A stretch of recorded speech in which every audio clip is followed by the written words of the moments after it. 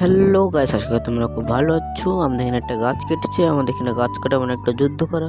চলো তোমাদেরকে দেখায় গাছ কাটাটা। চলো, আমাদের এখান থেকে যেতে এখন 1 কিলোমিটার দূর। মেলাক্ষণ হাঁটার পর আমরা গেটের সামনে চলে আসলাম। আর এখন আমরা ফাইনালি চলে আসলাম যেখানে গাছ কেটেছে। আগর থেকে মানুষ রেডি আছে পাতা দেওয়ার জন্য।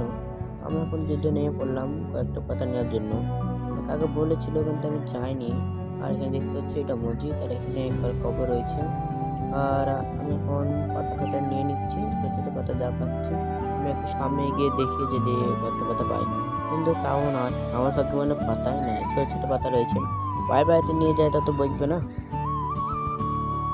দেখতে পাচ্ছ শুধু ডালে রয়েছে, পাতা খুব কম, মানে পাতা আগে থেকে নিয়ে চলে গেছে।